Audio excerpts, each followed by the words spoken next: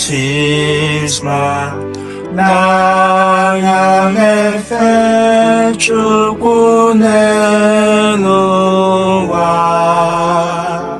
나감의 겐티노 꿈께서고 나감한 주 어찌저까 점모예도 막간예 로마카 아까노 마리아 convertebe even quello non foye lomaca acao Maria convertebe even quello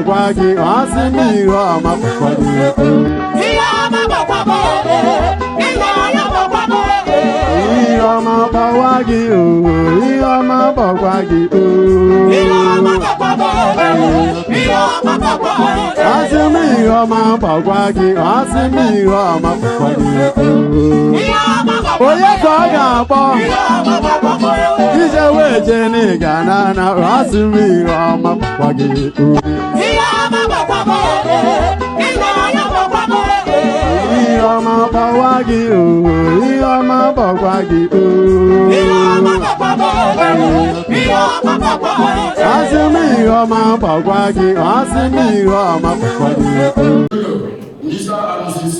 Ejiofor,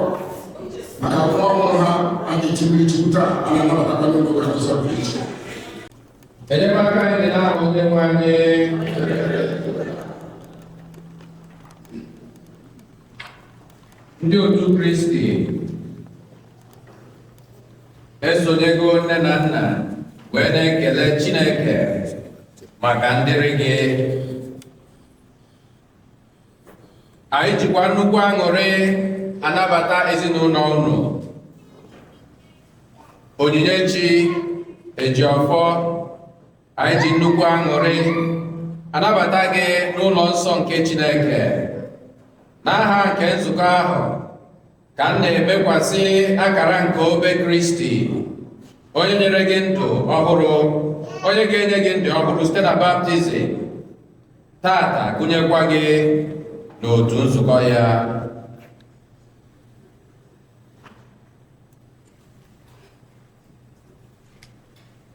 Nwaanyị a ga-anata ngọzi n'aka di nwenu, natakwa ebere n'aka Chineke onye nzọpụta ya, n'ihi na o so na ndị na-achọ di nwenu. Mkpụrụ obi m na-eto di nwenu, mmụọ m na-aṅụrị na Chukwu onye nzọpụta m, n'ihi na o jirila obiọma leba anya n'umeala m odibo ya, ma site tata ndụrụ ka ndụ niile ga-akpọ m onye dị ngọzi. Chineke ji ike niile emerela m nnukwu ihe, aha ya dị nsọ. Ebere ya ka ọ na-egosi ndị na-atụrụ ya egwu na ndụga ndụ niile. O sila ike aka ya chụsasịa ndị nganga.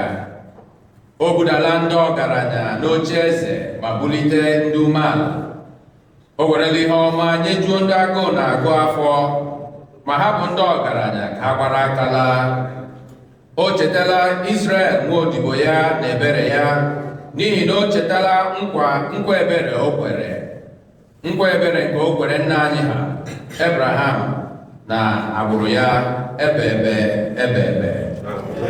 Nwaanyị a ga-anata ngọzi n'aka Onyenwe anyị, nata ebere n'aka Chineke onye nzọpụta ya. Batanụ n'ụlọ nsọ nke Chineke. Batanụ too Chineke onye nke nyere unu ngọzi nke ịbụ nne na nna.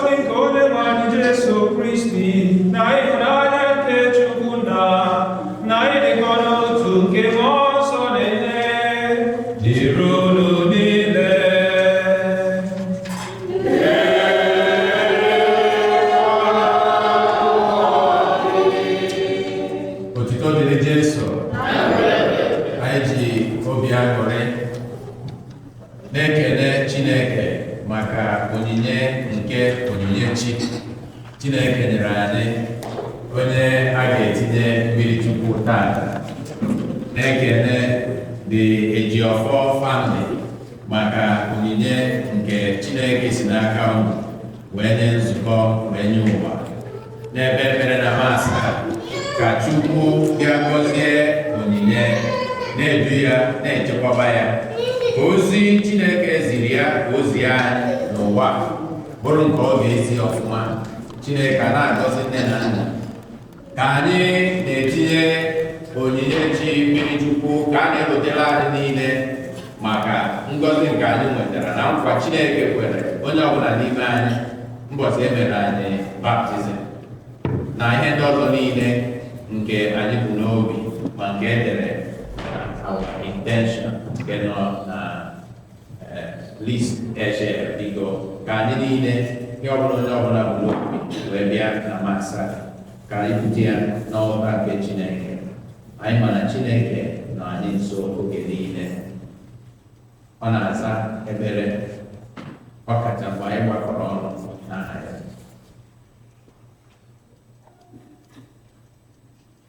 Onye ga-arịgo ugwu nke dị nwere, onye ga-eguzo n'ebe ya dị asọ, onye ndụ ya na-enweghị ntụpọ, onye kwurịrọ njọ n'obi, onye ihe ya na-asọju. Ka anyị rịọ Chineke maka nsacha mgbaghara njọ.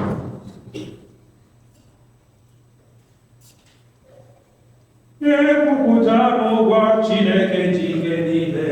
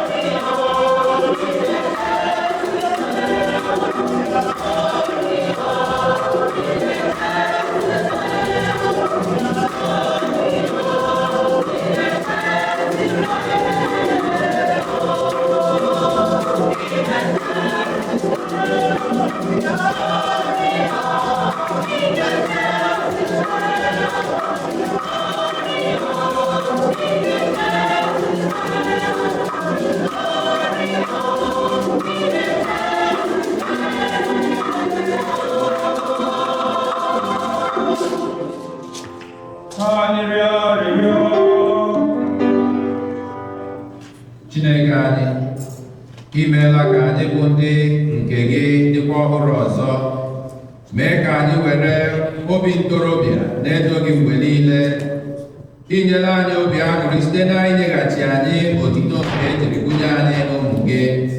Biko mee ka anyị were nchekwube siri ike na-atụ anya nnukwu aṅụrị nke ụbọchị mbilite n'ọnwụ, site na dị inwe na dị Jesu Kristi nwa gị, onye gị na ya dị ndụ na-achị na ịdịkọ n'otu nke mmụọ nsọ Chukwu, site n'ụwa n'ụwa niile.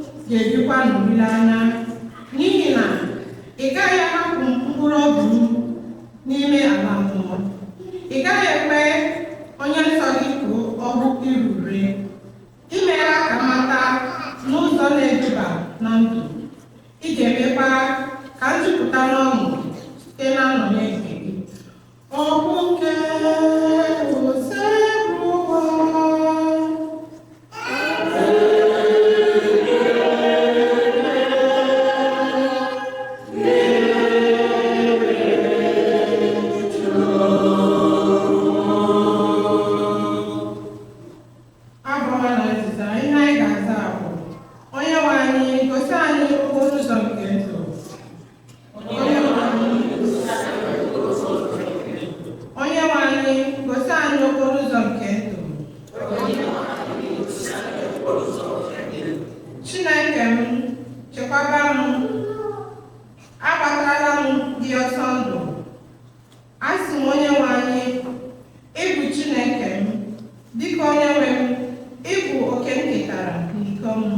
gị onwe gị bụkwa ọnụ nke azịza.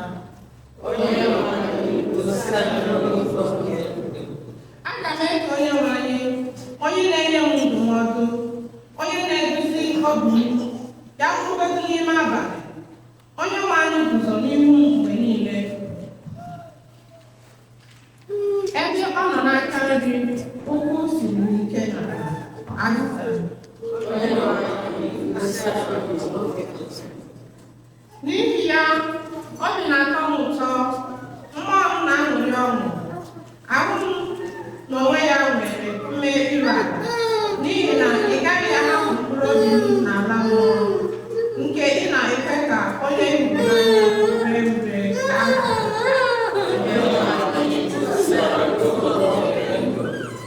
ị ga-egosi m okporo ụzọ nke ndụ na aṅụrị zuru ezu n'ihu gị, tinyekwara aṅụrị ebighị ebi.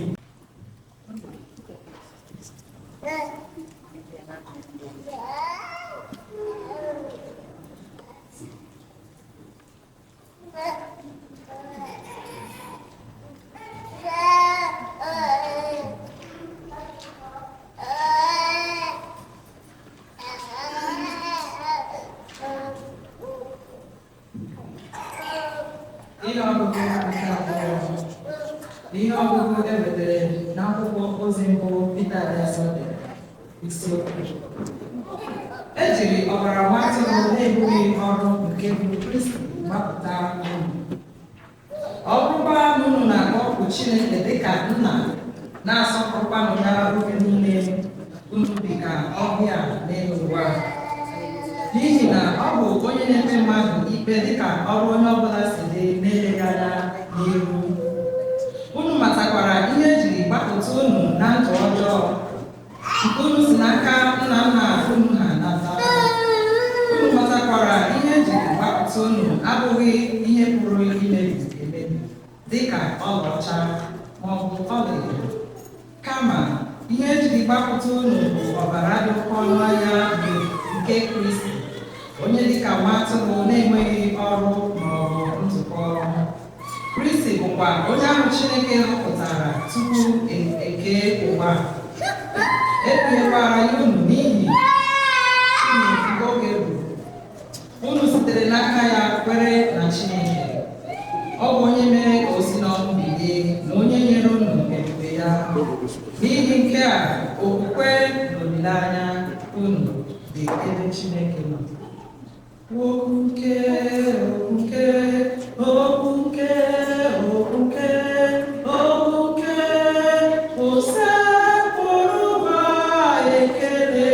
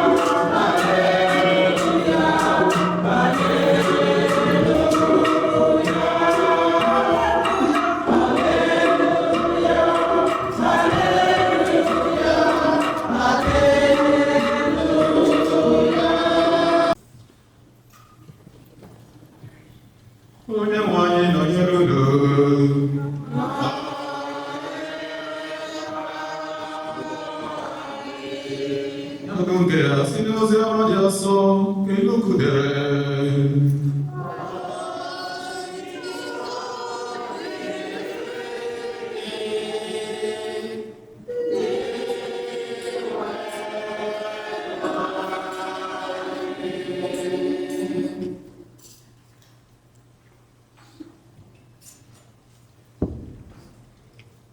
N'ụbọchị ahụ, mmadụ abụọ n'ime ndị ozi Jesu na-aga n'obodo nta a na-akpọ Emmaus, nke rukwara kilomita 12 site na Jerusalem.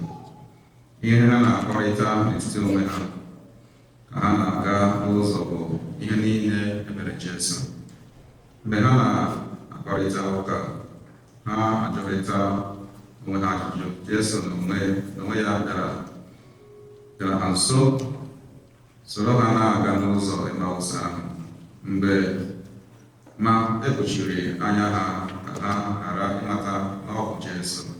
Jesu wee sị ha, gịnị ka unu na-akpa unu na-aga ije? Ha wee guzo na mgbarụ ihu. Otu onye n'ime ha, aha ya bụ Cleopas, wee jụọ ya sị, ọ bụ naanị gị bụ ọbịa nọ na Jerusalem na-amaghị ihe merenụ kemgbe abalị ole gara aga? Jesu wee jụọ ha sị, gịnị mere? Ọ bụ sị ya, ihe ndị Juu mere Jesu nke Nazaret, nwoke bụ onye amụma, bụrụkwa onye dị ike n'okwu na n'ọrụ ebube n'ihu Chineke na n'anya ọha ndị Juu niile. Ma ndị isi nchụaja anyị na ndị isi nke ndị Juu kpara nye ka amaghị ikpe ọnwụ kpọgide ya n'obe. Ma anyị nwere olileanya mgbe anyị hụrụ ya na ọ bụ ya ka Chineke sitere pụta n'Izrel. Taa bụ ụbọchị nke atọ kemgbe ihe ndị a mere, mana nke ka nke ụfọdụ ụmụ nwanyị n'ime ndị otu anyị mere ka obi fepụ anyị. Ha mara ụzọ gaa n'ili ebe eriri ya. Ha ahụghị ozu ya n'ime ili. Ha wee laghachi na-akọ na ha hụrụ ndị ozi n'ọhụ ndị gwara ha na Jesu dị ndụ. Ụfọdụ mmadụ n'ime ndị otu anyị ejeela n'ili ahụ were anya ha hụ na ihe niile dị otu ụmụ nwanyị ndị a si kọrọ anyị, ma ha ahụghị Jesu onwe ya. Jesu kwesịrị, unu ndị na-enweghị ọgụgụ isi, unu ndị ọ na-esiri ike n'obi ikwenye ihe niile ndị amụma kwuru, unu chezọrọ na ọ dị mkpa na Kristi ahụ mụ ahụhụ ndị a wee banyezie n'ọchịchị nke kere ya. Jesu wee bido kọwara ha ihe niile edere n'akwụkwọ nsọ banyere ya onwe ya, site n'akwụkwọ Moses wee ruo na nke ndị amụma niile. Ha na Jesu wee bịaruo nso n'obodo nta ahụ nke mmadụ abụọ ahụ gaje. Jesu wee mee ka ha na-agafe obodo nta ahụ. Ha wee rịọgide ya sị, nọnyere anyị, n'ihi na chi ebidola iji, ụbọchị amamiya akpala ugbu a. Jesu were nye ha. Jesu were banye n'ụlọ ịnọnyere ha. N'oge ha nọdụrụ ala iri nri anyasị, Jesu were achịcha gọzie ya, gbaa ya wee nye ha. Chineke wee meghee anya ha, ha wee mata Jesu, ma ọ bụrụ n'anya ha n'otu oge ahụ. Ha wee sịrịta onwe ha, ị hụkwara ka okwu ya si kpọọ anyị ọkụ n'obi mgbe ọ na-agwa anyị okwu n'ụzọ, mgbe ọ na-ekpughere anyị ihe n'akwụkwọ nsọ. Mmadụ abụọ ahụ wee bilie n'otu oge ahụ laghachi na Jerusalem. Ha wee hụ ndị ozi 11 ahụ na ndị ha na ha nọ ka ha zukọrọ n'otu ebe, ha nọkwa na-akọ akụkọ nke ha sị, n'eziokwu Onyenwe anyị esiri n'ọnwụ bilie, mekwara ka Simon hụ ya anya. Ha mmadụ abụọ wekọrọ ndị ozi ihe mere n'ụzọ n'otu ha si mata Jesu site na ihe ọwa ụbọchị ahụ. Oziọma nke o si bụrụ ụwa.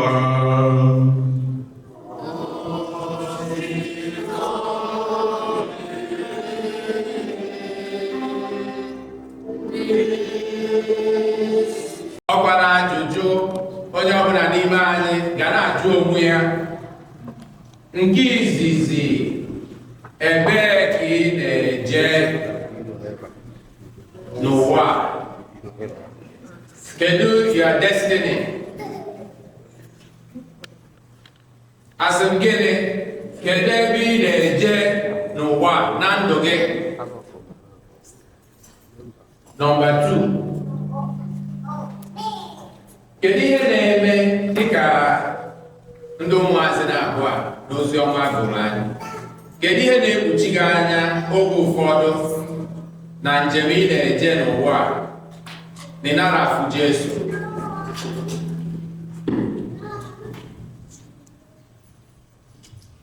Kedu ihe na-ekpuchi gị anya dịka ụmụazị na-abụ a Jesu abịa n'ọrụ n'etiti ha, sonye ha na njem, mana ha enwere ike ịfụ ya ma ọ bụ chọpụta na onye nwe anyị nọ n'etiti ha?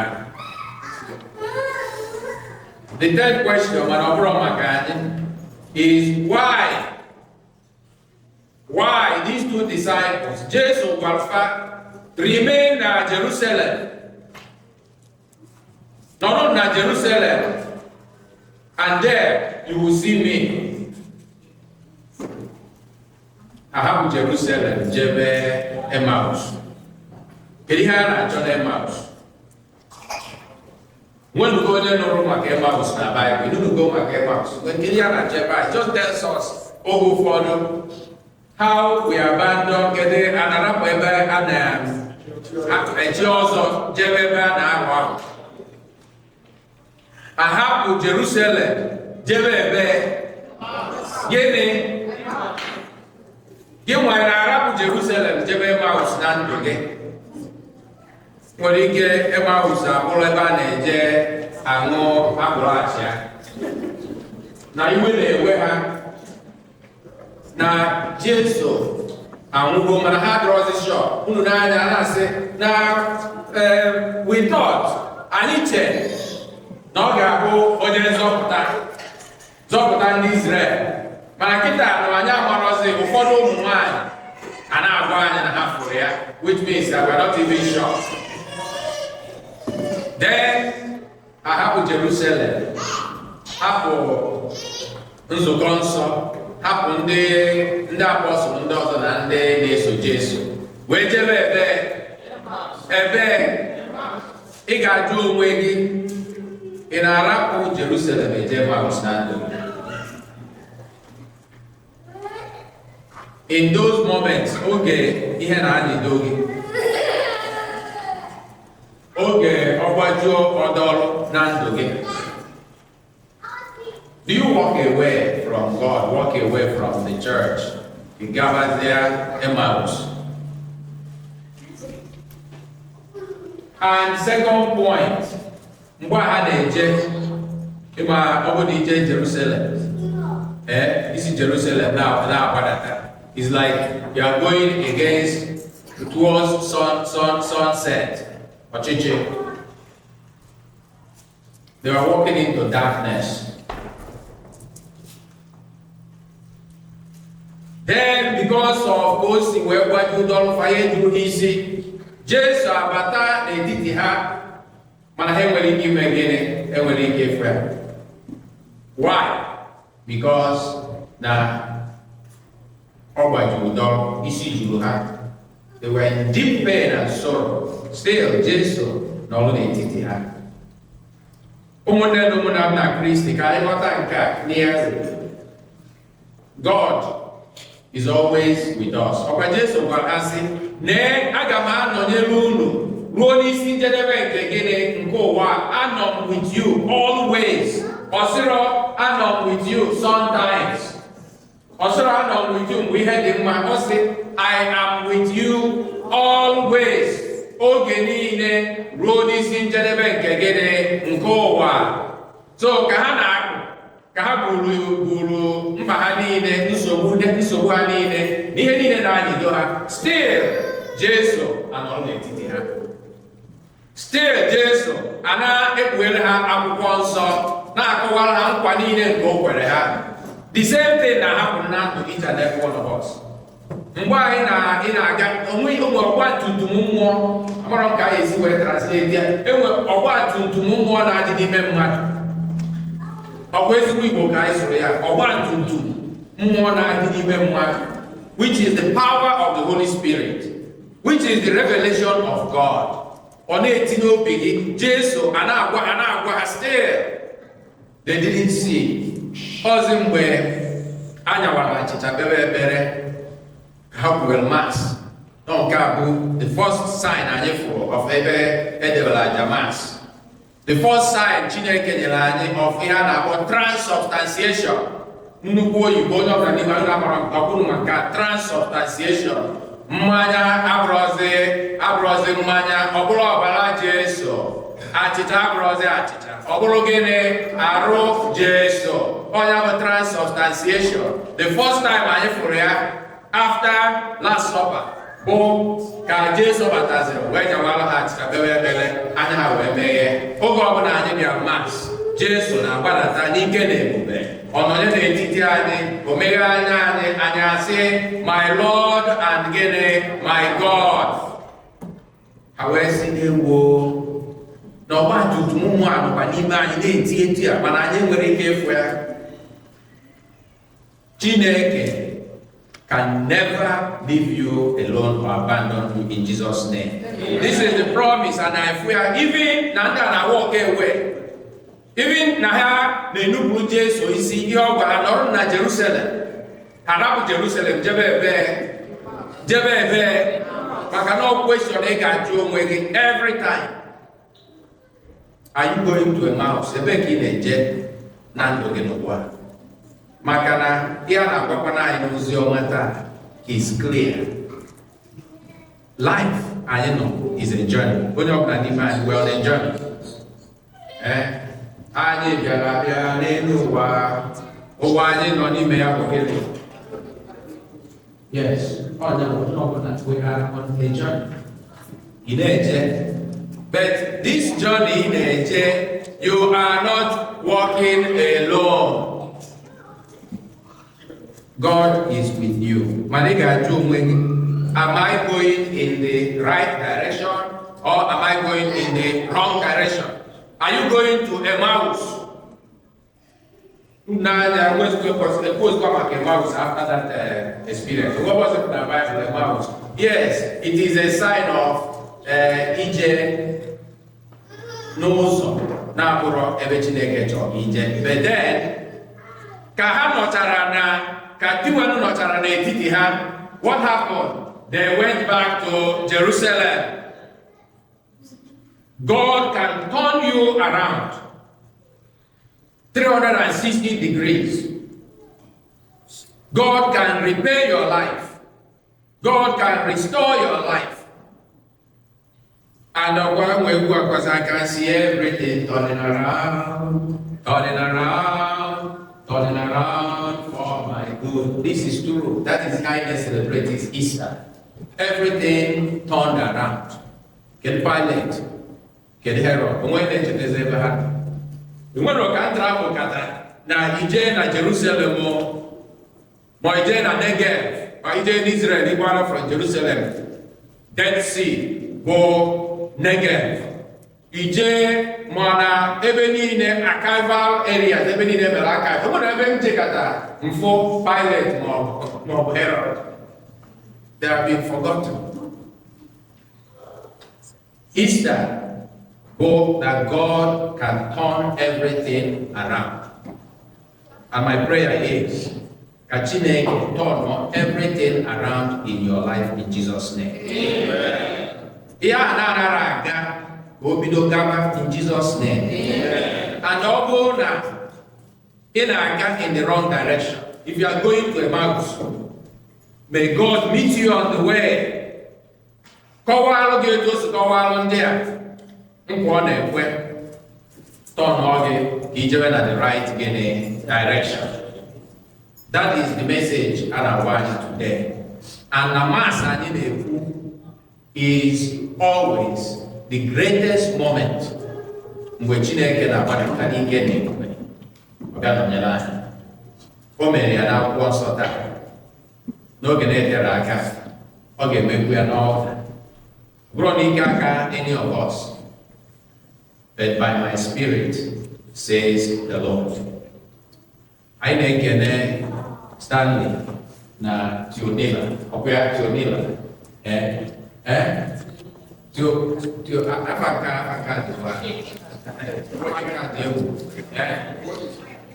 Mana Chineke, through both of you, brought a nnukwu miracle.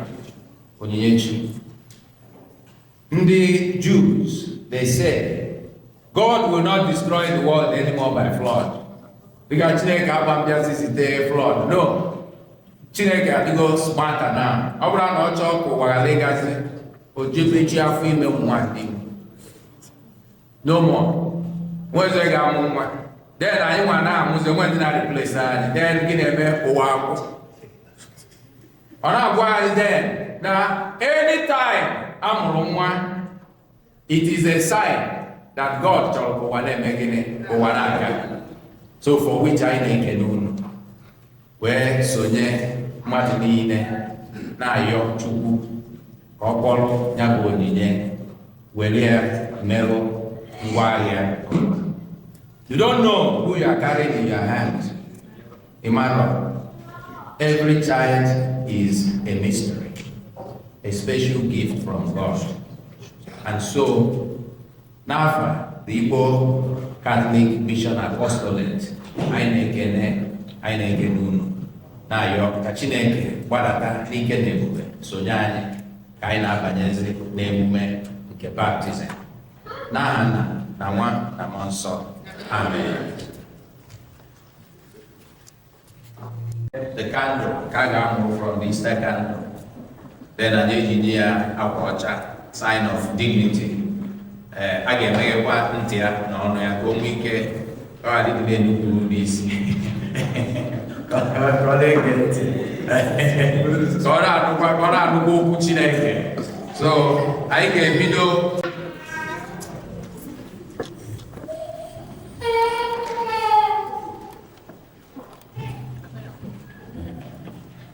kedu afọ baptism unu nyere nwa unu? Christelle. Kedu ihe unu na-ayọ n'aka nzukọ maka Kristo? Baptism. You have asked to have your child baptized. In doing so, you are accepting the responsibility of training her in the practice of the faith, to be your duty to bring her up in God's commandments, as Christ taught us by loving God and our neighbors. So, Nenana,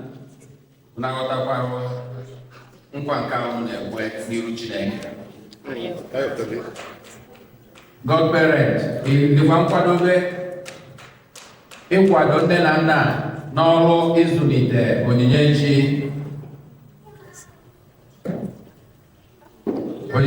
the Christian community, the Igbo Catholic Mission Apostolate, we welcome you with great joy.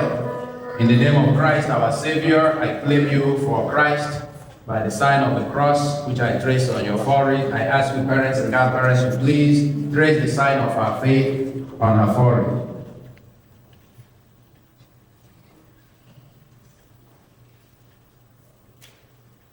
Will you not give us life, O Lord, so your people may rejoice? Show us your kindness and grant us your salvation. May you proclaim and shower down your blessing upon your daughter. We pray, O Lord. Amen. Let us ask our Lord Jesus Christ to look lovingly on this child who is about to be baptized, on our parents and grandparents, and on all the baptized. Lord, hear our prayer. By the mystery of your death and resurrection, bathe Ejiofor in light.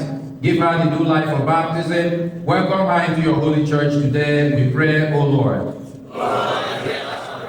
Through baptism and confirmation, make her your faithful follower and a witness to your gospel. We pray to the Lord.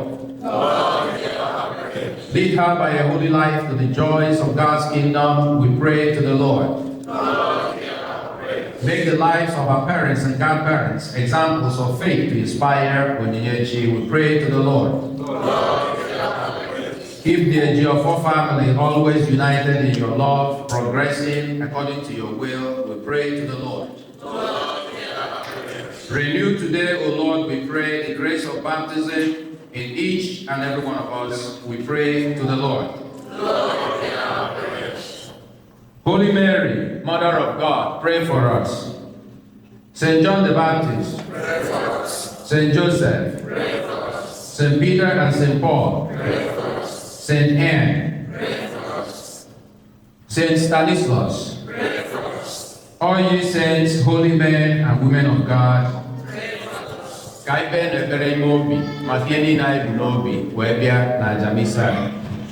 Maka ndị niile edepụtara afa ha n'akwụkwọ ndị anyị na-erote na masa. Nabata arịrịọ nke ezinụlọ gị odi nwanụ ndị tụkwasịrị obi na gị. Bịa gọzie anyị, duo anyị n'ije ụwa ka anyị soro ezi ụzọ ga-eduba anyị na be gị n'aha Jizọs Kraịst onye nwe anyị. Ka anyị nọrọ n'anyị maka baptizim.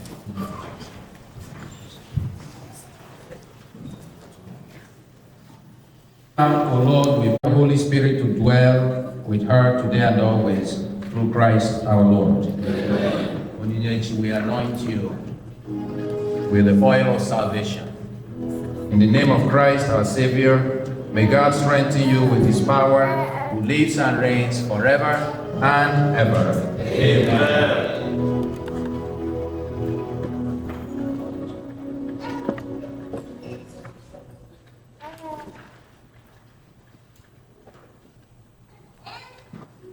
Dear brothers and sisters, we now ask God to give Ejiofor new life in abundance through water and the Holy Spirit. May we now pray that God may bless this water through the invocation of the Holy Spirit. Father, you give us grace through sacramental signs which tell us of the wonders of your unseen power. In baptism, we use your gift of water, which you have made a rich symbol of the grace you give us in this sacrament. At the very dawn of creation, your Spirit breathed on the waters, making them the wellspring of all holiness. The waters of the great flood, you made a sign of the waters of baptism, that make an end of sin and a new beginning of goodness. Through the waters of the Red Sea, you led Israel out of slavery, to be an image of God's holy people, set free from sin by baptism. In the waters of the Jordan, your Son was baptized by John and anointed with the Holy Spirit. Your Son willed that water and blood should flow from his side as he hung upon the cross. After his resurrection, he told his disciples, "Go out and teach all nations. Baptize them in the name of the Father and of the Son and of the Holy Spirit." Father, we ask you, look now with love upon your church and unseal for her the fountain of baptism. By the power of your Holy Spirit, give to this water the grace of your Son, so that in the sacrament of baptism, all those whom you have created in your likeness may be cleansed from sin and rise to a new birth of innocence by water and the Holy Spirit. We ask you, Father, with your Son, to send the Holy Spirit upon the waters of this font. May all who are buried with Christ in the death of baptism rise also with him to newness of life. We ask this through Christ our Lord. Amen. Dear parents and godparents, you have come here to present your daughter for baptism. By water and the Holy Spirit, she will now receive the gift of new life from God, who is love. On your part, you must make it your constant care to bring her up in the practice of the faith. See that the divine life which God gives to her today is kept safe from the poison of sin, to grow always stronger in her heart. If your faith makes you ready to accept this responsibility, I will invite you now, together with the whole church, because this child is being baptized into the faith of all of us. So I invite you, together with God's people, to renounce sin in your life, to renew your own baptism, profess your faith in Christ Jesus. This is the faith of the church. This is the faith in which your daughter is about to be baptized. And so I ask you, parents, godparents, and all God's people, do you reject Satan?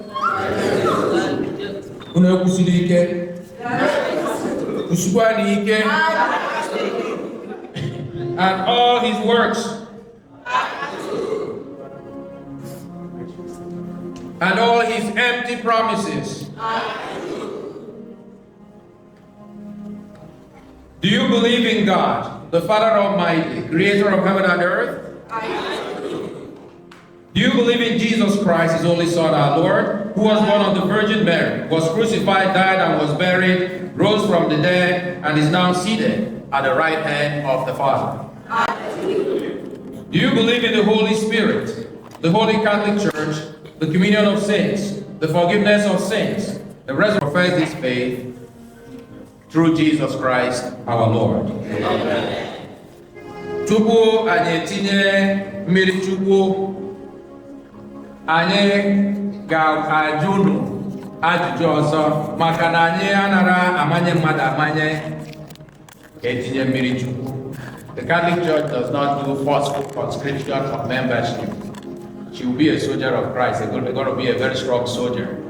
Is it your will that your daughter now be baptized in this font of new life into the faith of this community which we have all professed? Yes, we do. If your faith makes you strong, I ask you to come to the font of baptism for the baptism of Onyinyechi. Etiesi Onyinyechi baptism.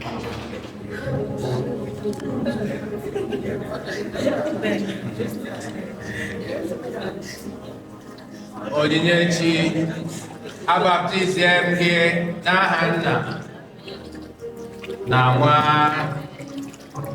na Mmụọ Nsọ.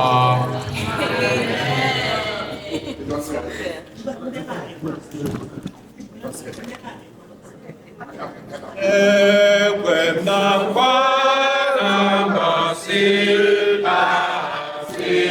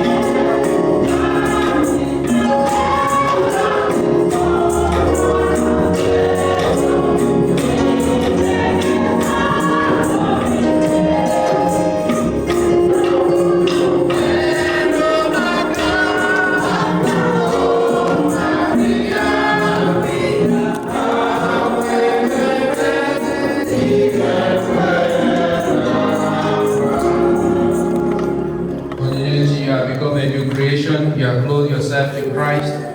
We see in this white garment the outward sign of your Christian dignity. With your family and friends to help you by word and example, bring that dignity on staying into the everlasting life of heaven. Amen. Amen. Receive the light of Christ. Parents and godparents, this light is entrusted to you now to be kept burning brightly. This daughter of yours has been enlightened by Christ. She is to walk always as the child of the light. May she keep the flame of faith alive in her heart. When the Lord Jesus comes, may she go out to meet him with all the saints in heavenly glory. Amen. Amen. The Lord Jesus made the deaf to hear and the dumb to speak. May Jesus soon touch your ears, so you may hear God's word and listen to your mom and your dad. May Jesus open your mouth so you speak always the praises of our God. Amen. Amen. When you have put on Christ, in him you have been baptized. Hallelujah.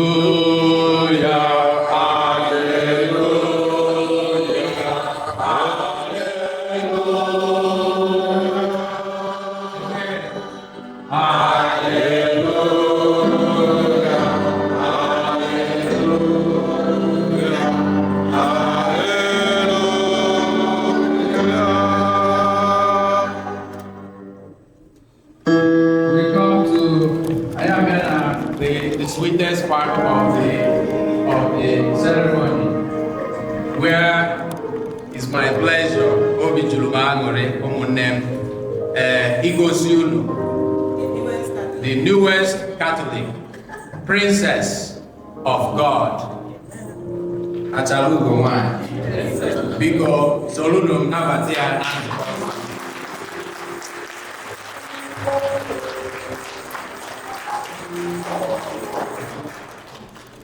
Congratulations. Kaya nọrọ naanị maka onyinye Chineke.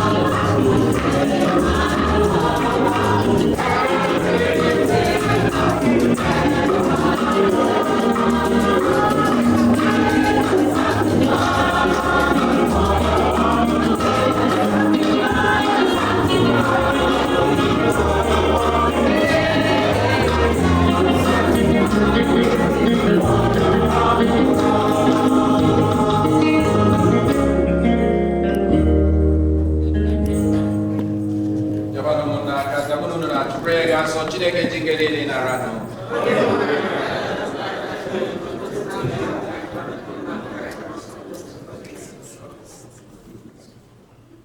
Onye nwe anyị biko nara onyinye nke nzukọ gị ji nnukwu ọṅụ na-ebutere gị inyere anyị ihe kpatara anyị ji na-enwe ụdị aṅụrị nke a.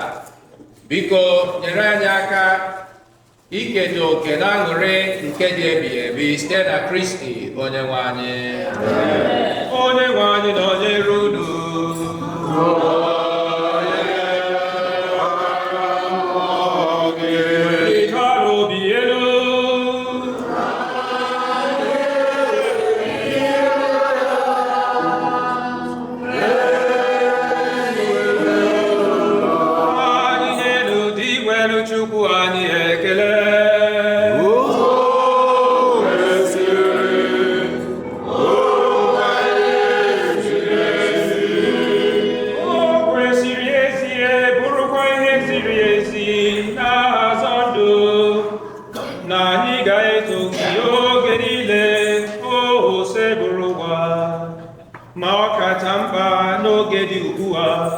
Mgbe Kristi onye bụ pasta anyị na-abụzi ihe eji chụọ aja, ya bụ ezi nwa atụrụ onye kpochapụrụ njọ nke ụwa, onye jiri ọnwụ nke ya were merie ọnwụ nke anyị, bịa site na mbilite n'ọnwụ ya nyeghachi anyị ndụ.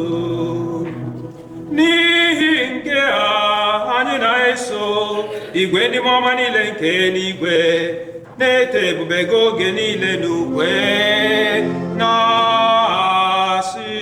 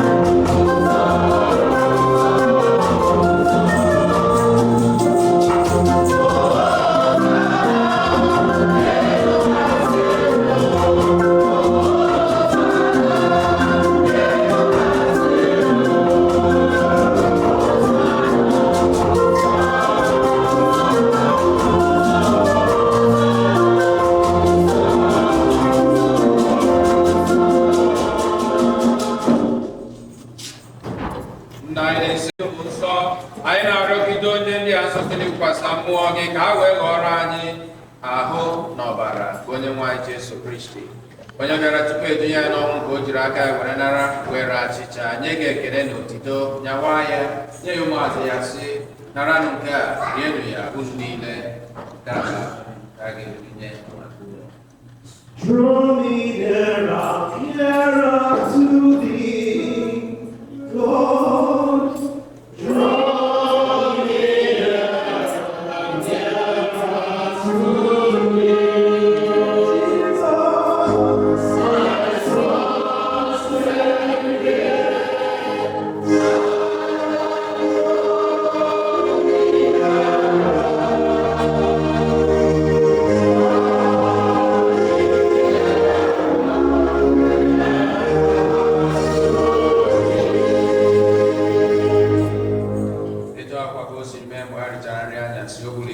nyekwa gị ekele na otito, onye ya ụmụazụ ya sị, naranụ nke a ma ọnụ ya unu niile, ka biko nke ọbara m ka ọgba ndị ọbụla dị ekele, agakwa ya n'ihi unu na n'ihi mmadụ niile, ka e were gbaghara njọ na-eme nke ya na ncheta nke. Jesus is alive, forever he's alive, amen. He's alive, amen.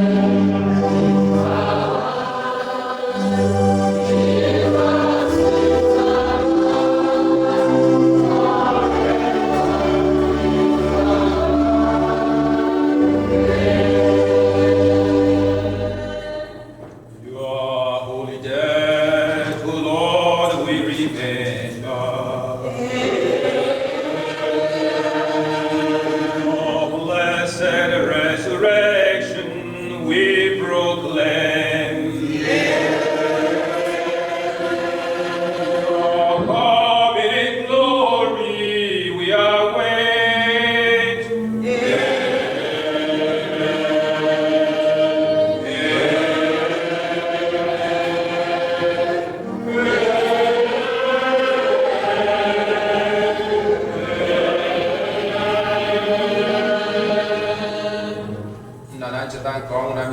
nke nwa gị, anyị ebunye gị acha nke ndụ na iko nke nzọpụta.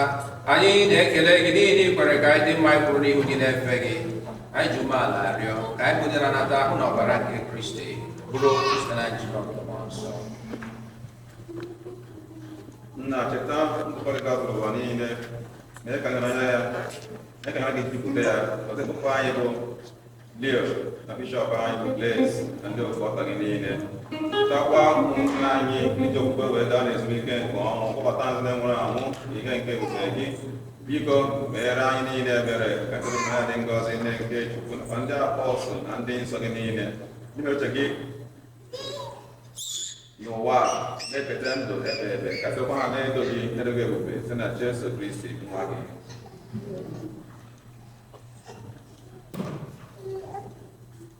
Ihe niile kere eke na-eso ya bụ Kristi, na-esikwa n'ime ya na n'aka ya, na-ịdịkọ n'otu nke mmụọ nsọ, na-enye gị bụ Chukwu na ji ike niile, nsọpụrụ na otito niile, site n'ụwa tụwa niile.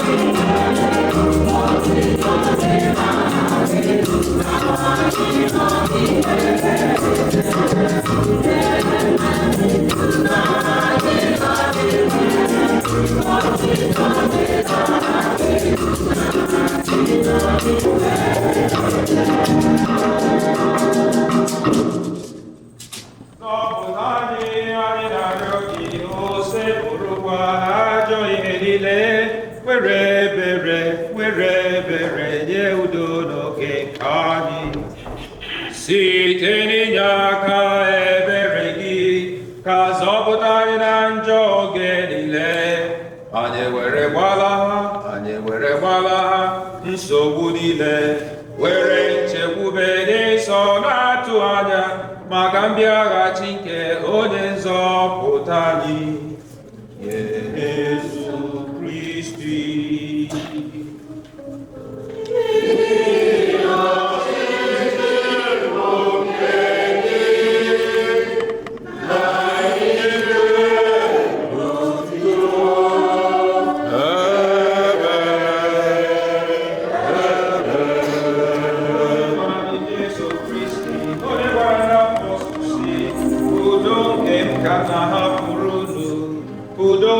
ka m na-enye unu. Elekwana anya na njọ anyị kama lekwasị anya n'okwukwe nke nzukọ gị. Nye ya udo na ịdịkọ n'otu mgbe niile ka uche gị siri chọọ. Gị bụ onye dị ndụ na-achị ebe ebe ebe ebe.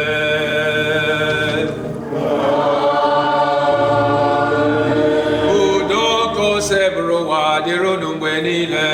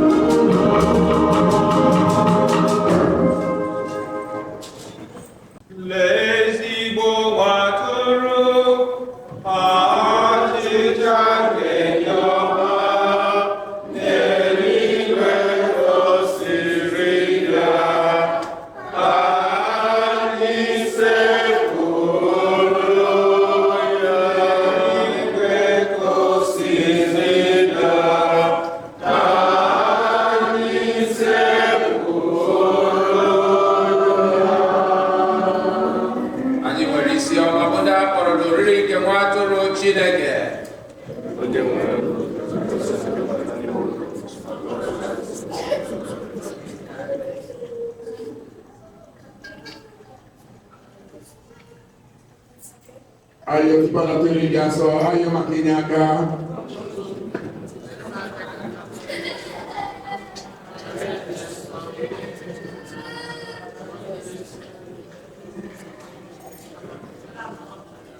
Omeki nebere.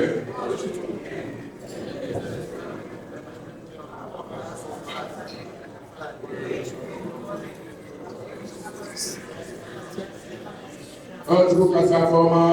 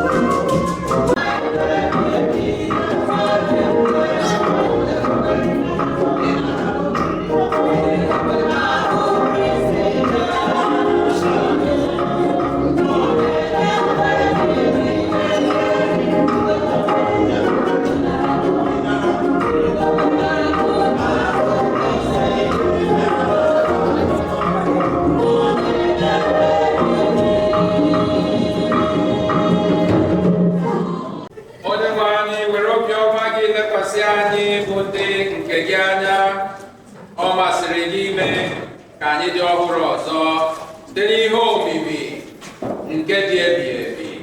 Biko mee ka anyị rute na-anwụghị anwụ n'otuto mbilite n'ọnwụ nke ahụ site na Kristi onye nwe anyị.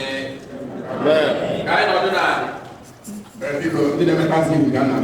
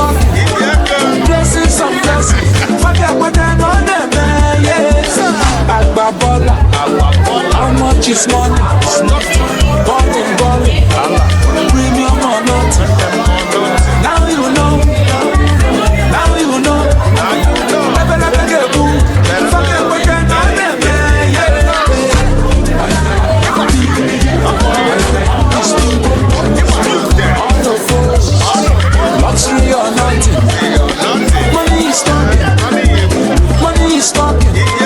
Blessings and blessings.